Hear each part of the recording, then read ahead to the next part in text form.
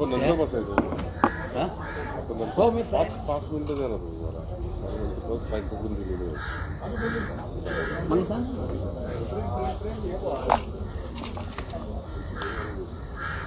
Hello hello hello hello hello Vadar कुठे आहे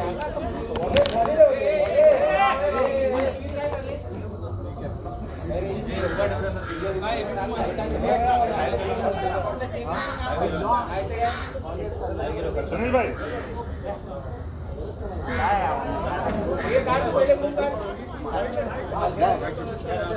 अभी उधर से रोकना कि इसको आने मत दो. अरे तुम्हारा कहाँ है डंडा है कि नहीं.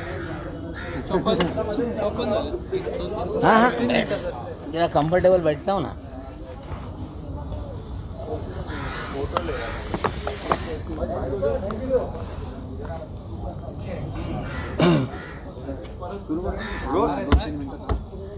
सेंट्रल एजेंसी है ना सर सेंट्रल एजेंसी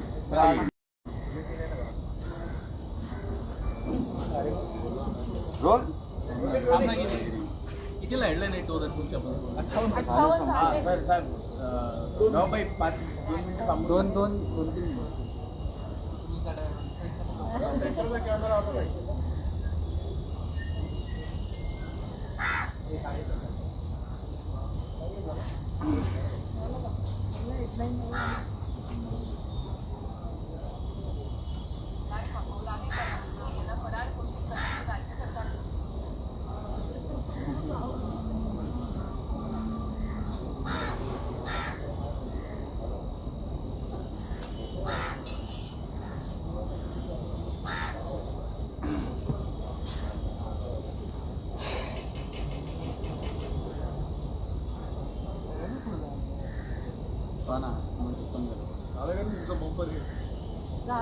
एक मिनिट राहिलं हेडलाईन्स 58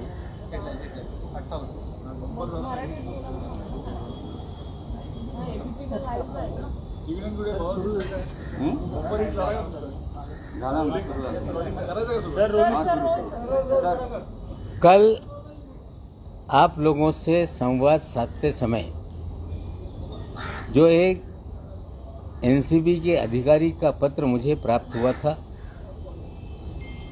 हमने वो पत्र अपने कवरिंग लेटर के साथ डीजी एनसीबी को भेजा है. पहले कहा गया कि उसकी भी हम दखल लेंगे और शाम होते होते ये कह दिया गया कि जो सीवीसी की गाइडलाइन है, कोई भी कंप्लेंट जिस पे कोई दस्तखत और नाम ना हो उसको दखल ना लिया जाए, ये हम भी जानते हैं. लेकिन जिस तरह के आरोप उस पत्र में हैं, जिस तरह की चीज़ें चल रही हैं, अगर उसको नज़रअंदाज किया जा रहा है तो हमें लगता है कि पूरे इंस्टीट्यूशन पे सवाल खड़ा होने जा रहा है. निश्चित रूप से जांच के लिए टीम आई है, जांच शुरू की गई है, पंच को बुलाया गया है. एनसीबी हमेशा कहती रही कि हमारा पूरा इलेक्ट्रॉनिक्स एविडेंस पे ही हम जांच करते हैं. जिस तरह से प्रभाकर साली ने सारी घटनाक्रम को एफिडेविट द्वारा, वीडियो द्वारा उल्लेखित किया है, मैं मांग करता हूं जो आई है विजिलेंस कमेटी, वो समीर वानखेड़े जी का, केपी गोसावी का और प्रभाकर का, और एक किरदार और इसमें है जो समीर वानखेड़े जी का ड्राइवर है, पुलिसिया है, माने, इन सब का सीडीआर निकाल लीजिए. जो गाड़ी का इस्तेमाल हुआ है 50 लाख उठाने में, गोसावी के घर पहुंचाने में, दोबारा गाड़ी शहर में आई, फिर गाड़ी वापस गई, फिर पैसे से भरा बैग उठाया गया, फिर सैम डिसूजा को वापस दिया गया.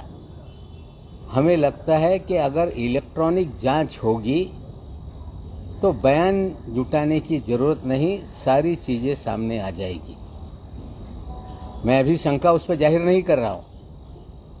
हो सकता है इतनी बड़ी देश की एजेंसी है, हमसे भी 4 कदम आगे वे काम करते होंगे और आशा करते हैं जिसकी तरफ मैं इशारा कर रहा हूँ उस विषय को भी लेके थोड़ा सा खंगालेंगे। और एक आज और सवाल खड़ा कर रहा हूँ कि एक एफआईआर दर्ज है जिसको लगभग 1 साल की मुद्दत हो गई, उसमें आज तक एक भी गिरफ्तारी नहीं हुई है। लेकिन उसी एफआईआर के तहत दीपिका पादुकोण को बुलाया गया, चार्ट के आधार पे बुलाया गया था, गिरफ्तारी नहीं हुई। सारा अली खान को बुलाया गया, गिरफ्तारी नहीं हुई। श्रद्धा कपूर को बुलाया गया, गिरफ्तारी नहीं हुई। अगर ये झूठ है तो मैं उन्हें ये भी कहना चाहता हूं कि सारे उस समय के मीडिया के चैनल को देख लें।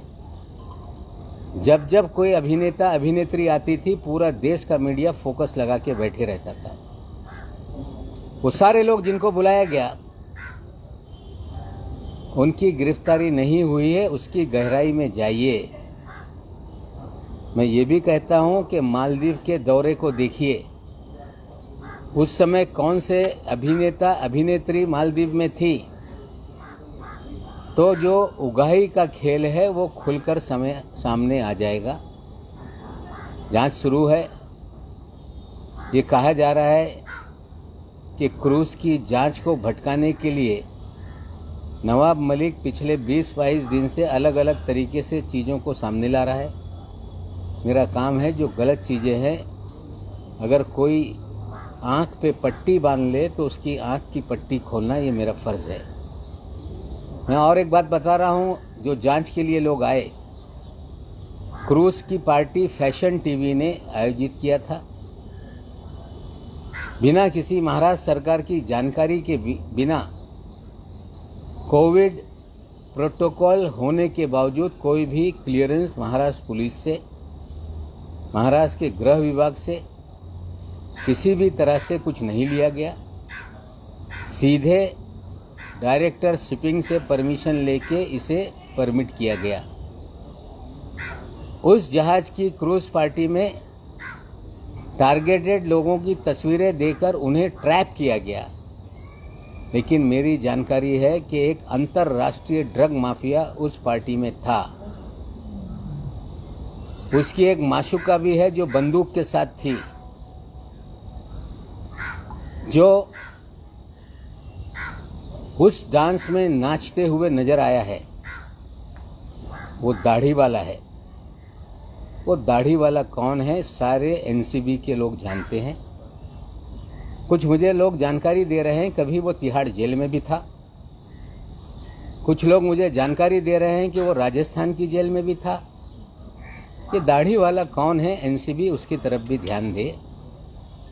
अंतर्राष्ट्रीय ड्रग माफिया क्रूज पे है। रेव पार्टी बस करने के लिए रेड की जा रही है और क्रूज को छोड़ दिया गया धड़ल्ले से। रेव पार्टी में हजारों लोगों ने जो भी करना था वो किया। और हमें लगता है कि इस पूरे खेल में जो दाढ़ी वाला है उसकी मित्रता वानखेड़े साहब से भी है। कुछ अधिकारी मुझे बता रहे हैं कि गोवा में भी उनका बहुत बड़ा रैकेट चलता है।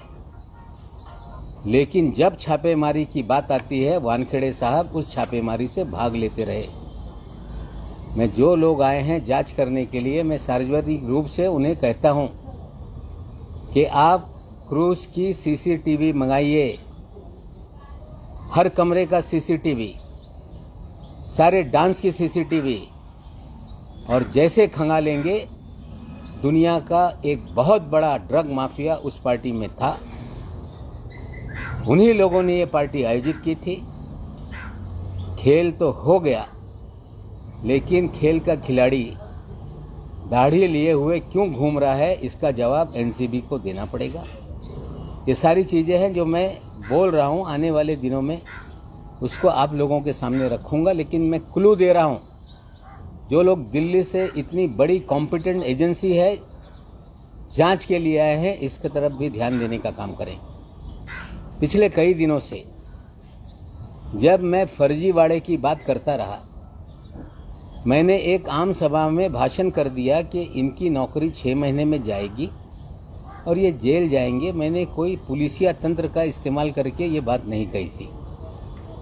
जो समीर दाऊद वानखेड़े जी का फर्जीवाड़ा जीवन का है, उन्होंने, मैंने ये भी कभी सवाल नहीं खड़ा किया कि किसका धर्म क्या है, कौन किस धर्म का है। मेरा सवाल इतना ही है कि समीर दाऊद वानखेड़े ने फर्जी दस्तावेज के आधार पर शेड्यूल कास्ट का सर्टिफिकेट बनवाया और उस सर्टिफिकेट के आधार पर कंपटीशन में बैठे, IRS का पद हासिल किया और देश में एक होनहार दलित शायद किसी गांव में गरीबी में पढ़कर आगे जाना चाहता होगा या किसी शहर में झोपड़ी में रहकर उसने तैयारी की होगी, ऐसे एक होनहार दलित का अधिकार छीना गया। ये विषय हमारा ये है। हम कोई धर्म की चर्चा नहीं करते रहे।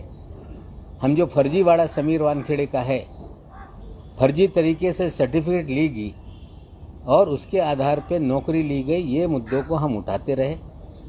जब मैंने पहला बर्थ सर्टिफिकेट डाला तो सब लोग टूट पड़े कि ये फर्जी है। फर्जी है तो असली कहाँ है, उनके परिवार के लोगों को बताना पड़ेगा। आज मैंने अपने ट्विटर पे एक बहुत सुंदर जोड़ी का एक फ़ोटो डाला है, जो 7 दिसंबर 2006 के दिन लोखंडवाला कॉम्प्लेक्स में जो शादी रचाई गई, निकाह हुआ, उस निकाह नामे को भी उसमें हमने डाला है।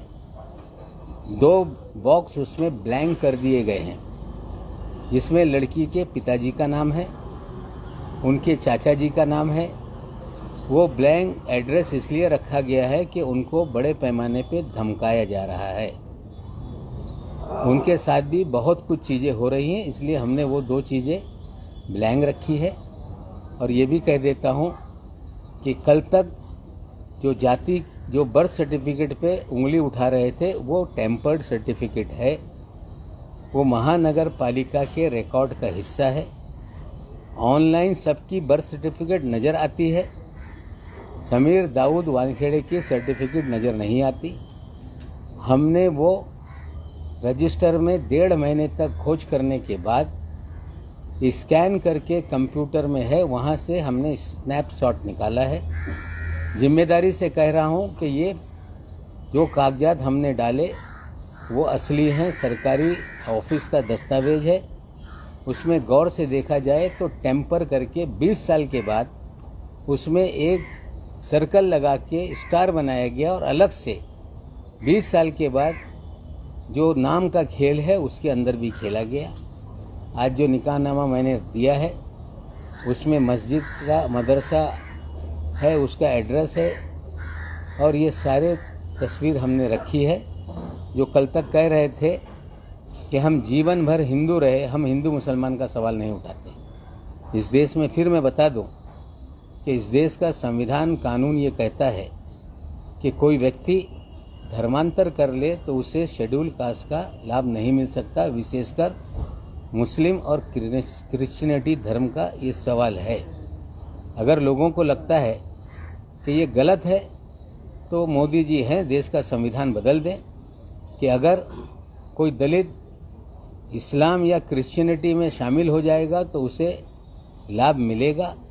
अगर यही तरीका है तो मैं भी कल दावा करूंगा कि मेरे पुरखे या मेरे जैसे इस देश में रहने वाले करोड़ों लोग, जो संघ परिवार ये दावा करता रहा, मोहन भागवत जी ये कहते रहे कि सबके पुरखे एक हैं। हाँ, हमारे पुरखे इस देश में शूद्र थे।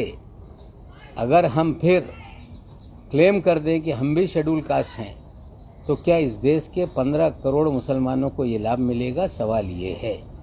फर्जीवाड़ा करके एक गरीब के अधिकारों का हनन किया गया, फर्जी तरीके से नौकरी हासिल की गई निश्चित रूप से सारे दस्तावेज जुटाए गए हैं।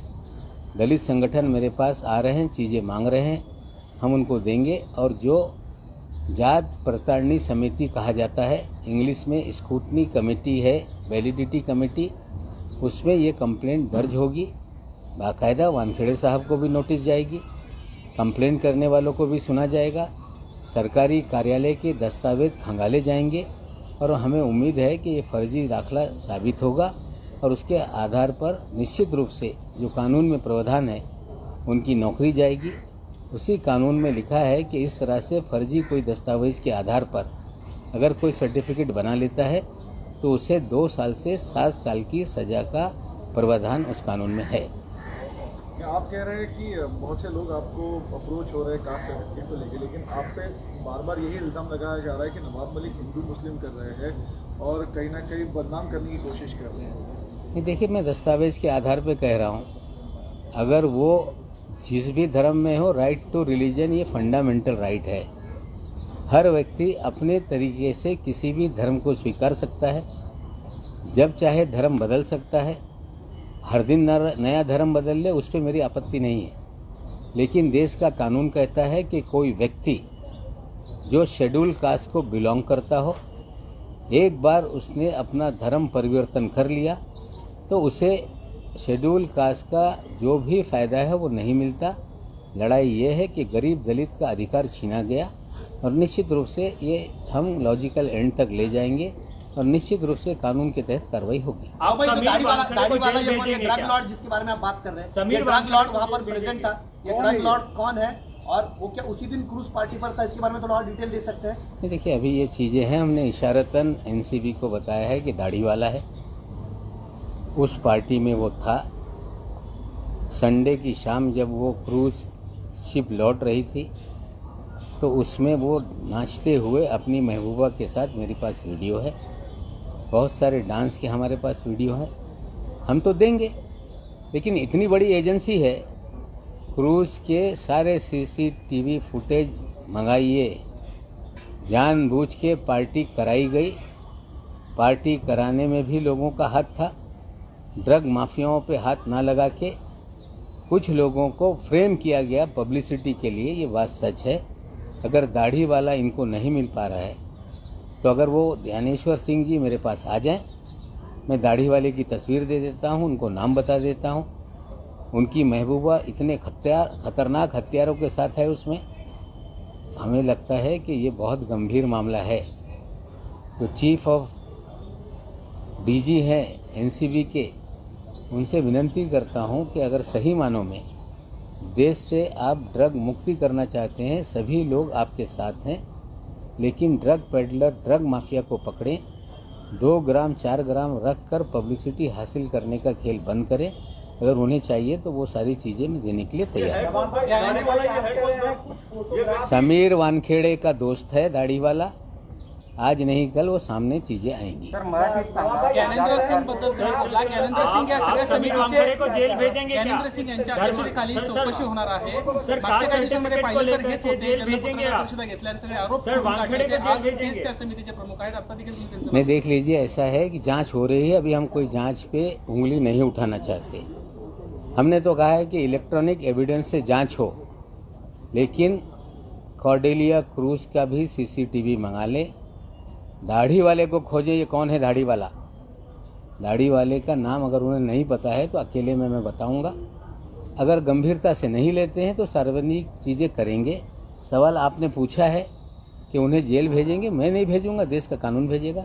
सर, मराठी सांगा। फोटोग्राफ देकर के आप कह रहे हैं कुछ लोगों को टारगेटेड फोटोग्राफ दिए गए और उन्हीं को पकड़ने के लिए किया गया, इस तरीके से क्यों किया गया? क्या इसके पीछे कोई साजिश है केंद्र की? या देखिए, बड़ा ड्रग जो रेव पार्टी है वो हुई, अंतर्राष्ट्रीय ड्रग माफिया का माल बिका, लोगों ने एंजॉय किया, और वानखेड़े साहब का दाढ़ी वाला दोस्त वहाँ था, उस पर कोई कार्रवाई नहीं हुई। क्रूज को रोका नहीं गया, 1350 लोगों को स्कैन नहीं किया गया, गेट पे तस्वीर लेके कुछ लोगों को खड़ा कर दिया गया कि ये आएंगे, इन्हें आइडेंटिफाई कीजिए। इसका मतलब है ट्रैप लगा के लोगों को फंसाया गया। मैं पहले दिन से दावा कर रहा हूं कि क्रूज पे छापेमारी नहीं हुई, वहां से कोई भी सीजर इन्होंने नहीं दिखाया, टर्मिनस पे कोई सीजर नहीं है। जो तस्वीरें वानखेड़े साहब ने जारी की हैं वो उनके कैबिन की हैं, वहीं से वो तस्वीरें फ्रेम करके लोगों को पब्लिसिटी लूट रहे हैं। और अंतर्राष्ट्रीय ड्रग माफिया जो इनका दोस्त है वो नाच रहा है महबूबा के साथ। अगर ध्यान नहीं देंगे तो उनकी महबूबा और उनके दोस्त की वीडियो हम जारी करेंगे। सर, हा आंतरराष्ट्रीय ड्रग माफिया आहे, हाच या सगळ्या गटाचा मास्टरमाइंड आहे असं म्हणावं. तो मित्र आहे वानखेडेंचा. सर, या सगळ्या प्रकरणात सॅम डिसूजा कोण आहे? सॅम डिसूजा वानखेडेचा मित्र आहे. त्यांनी सांगावा की हे सॅम डिसूजा कोण. आणि प्रकरणामध्ये माझ्याकडे एक अधिकाऱ्यांनी नाव न लिहिता एक पत्र पाठवला होता, ज्या पत्रामध्ये 26 बोगस केसेसचा उल्लेख होता आणि वानखेडे यांच्या नक्सेस कुठल्या पद्धतीने चालते हे सगळी माहिती त्याच्यात होती. मी कालच जाहीर केला होता की हा पत्र मी DG NCBला पाठवणार आहे. सकाळी बातमी आली की त्या पत्र त्यांना पोचलेलं आहे, त्याची ते दखल घेणार आहे. आणि संध्याकाळी सांगण्यात आला की हे CVCच्या जे गाईडलाईन आहे त्या गाईडलाईनच्या आधारावर याची आम्ही दखल घेणार नाही. हे पण मला पण माहिती आहे दखल घेता येत नाही, पण शंका निर्माण झाली. एक शंका निर्माण झाली तर साधारण नागरिकच्या तुम्ही झडती घेताय, तलाशी घेताय. या पत्रामध्ये प्रश्न निर्माण झाल्यानंतर त्याची चौकशी करणं हे गरजेचं आहे. माझं एकच म्हणणं आहे की आता CVCची ह्या ज्या गाईडलाईन आहे त्याचा आधार घेऊन त्याला दुर्लक्षित करू नये. ज्या पद्धतीने प्रभाकर साईल याच्या ॲफिडेव्हिटच्या आधारावर काही इन्क्वायरीसाठी दिल्लीहून लोक आलेली आहे, त्यांना संबंध देऊन बोलवण्यात आलेलं आहे. निश्चित रूपाने त्याचा ते जाब देईल, पण ॲफिडेव्हिटमध्ये जे सगळे पुरावे किंवा घटनाक्रम हे सगळा उल्लेख करण्यात आलेला आहे. NCB नेहमी दावा करते की इलेक्ट्रॉनिक पद्धतीने आम्ही हे तपास करतोय. मग तुम्ही या सर्वांचे समीर वानखेडे, KP गोसावी, साली व इतर जी नावं आहे त्या सगळ्यांचे CDR काढा, CCTV फुटेज काढा. याच्यात एक गाडीमध्ये 50 लाख रुपये उचलून घेऊन गेले असा पण उल्लेख आहे. गोसावीच्या नवी मुंबईच्या घरात हे डिलिव्हरी करण्यात आला. पुन्हा त्याला बोलून पैसे परत देण्यासाठी गाडी पुन्हा गेली, परत पैसे घेऊन ट्रायडनच्या समोर गेली. तिथे सॅम डिसूजाच्या नावाच्या एक व्यक्तीने त्याला रिसीव्ह केला. जर आपण इलेक्ट्रॉनिक पद्धतीने गेलं तर हे जे काय परिस्थिती आहे ते स्पष्टपणे समोर येईल.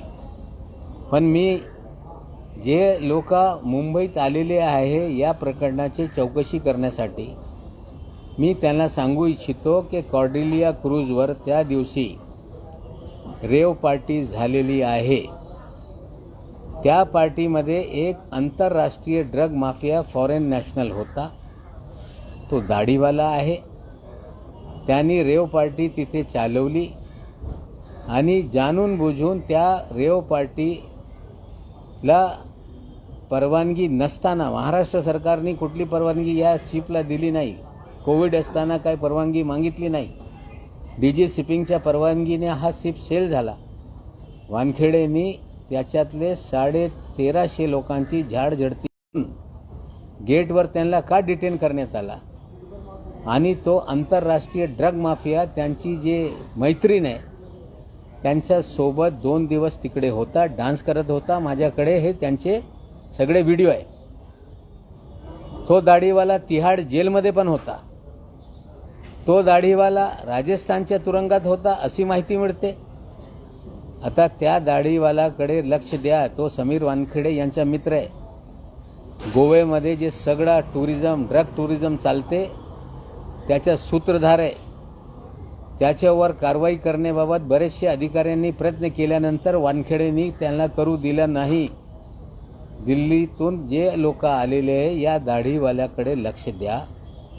कॉर्डेलिया क्रूजच्या CCTV 2-3 दिवसापासून काही लोक प्रश्न निर्माण करत आहे की नवाब मलिक हे व्यक्तिगत विषय कशाला समोर आणतात. जेव्हा मी समीर दाऊद वानखेडे यांच्या बर्थ सर्टिफिकेट सोशल मीडियाच्या माझ्या ट्विटर हँडलवर टाकल्यानंतर कुठल्या पद्धतीने दाऊद वानखेडे यांना फुल्ली मारून साईडला टेम्पर करण्याचा हे सर्टिफिकेट मी लोकांसमोर आणला. त्यांचे घरातले लोक सांगताय हे आजोबाचा बघा, हा वडिलांचा बघा, नातेवाईकांचा बघा, पण हे सांगताय की हे खोटं आहे, खरं कुठे दाखवा ना.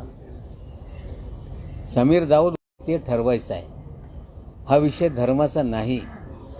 हा विषय बोगस दाखला काढून एक होतकरू दलित मुलांचा अधिकार हुसकून घेण्याचा प्रकार आहे. निश्चित रूपाने आज पण मी निकाहनामा पण टाकलेला आहे, लग्नाचे फोटो पण टाकलेले आहे. त्या 7 डिसेंबर 2006ला 8:30 वाजता निकाह झाला. 33,000 रुपये मेहर होती आणि त्याच्यात एक साक्ष म्हणून यास्मीन वानखेडे यांचा नवरा अजीज खान पण आहे, ते पण मी माहिती दिलेली आहे. हा विषय म्हणजे व्यक्तिगत कुणावर आरोप करण्यासाठी नाही. हा विषय फर्जीवाडा करून हा दाखला काढण्यात आला आणि एक होतकरू दलित मुलांचा अधिकार हुसकून घेण्याचा हा फर्जीवाडा आहे. निश्चित रूपाने याच्या बाबतीत जात पडताळणी समितीकडे तक्रार दाखल होईल.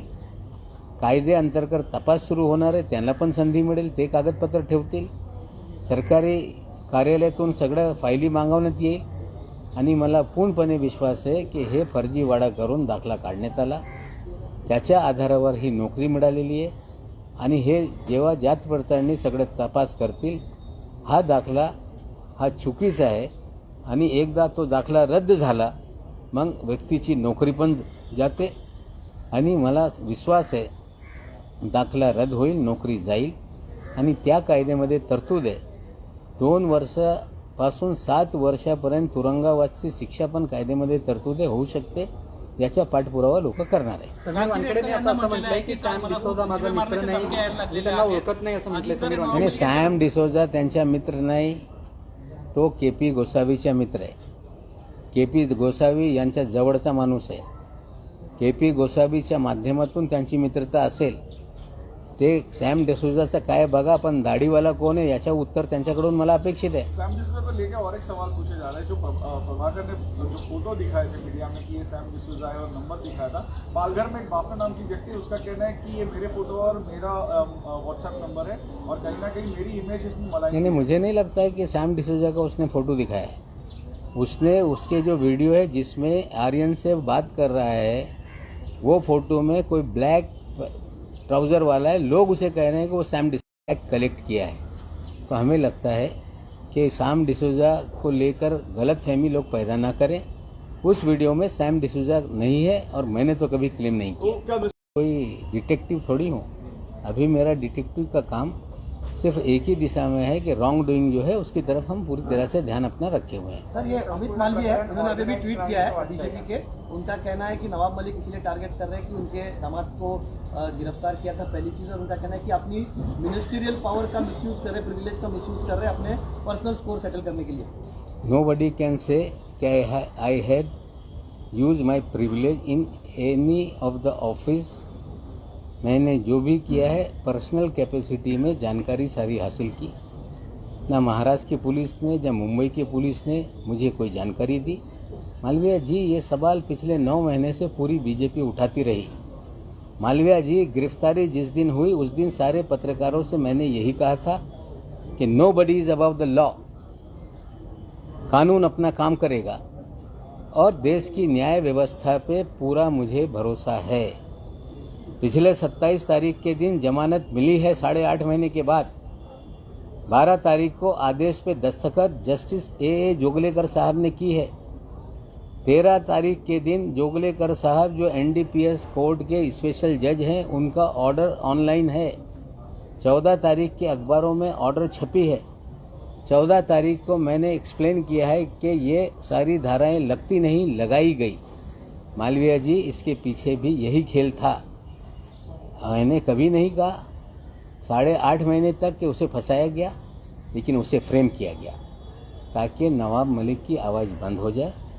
न्यायालय में हम उसे क्वैश करने के लिए जाएंगे, लेकिन समीर वानखेड़े का फर्जीवाड़ा हम अगर खोल रहे हैं तो पूरी बीजेपी क्यों छटपटा रही है?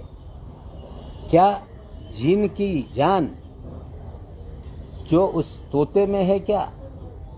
हमें लगता है पूरी बीजेपी वानखेड़े को लेकर छटपटा रही है। कहीं पोपट मर गया तो बीजेपी तो नहीं मर जाएगी। हजारों करोड़ की वसूली में हिस्सेदारी है क्या मालवीय जी? आपको बताना पड़ेगा कि ये हिस्सेदारी कहाँ से कहाँ तक चल रही थी। तोता अगर पिंजरे में है, फड़फड़ा रहा है, तो पूरी बीजेपी क्यों फड़फड़ा रही है? इसका जवाब बीजेपी को देना होगा। Thank you. सर एक सेकंड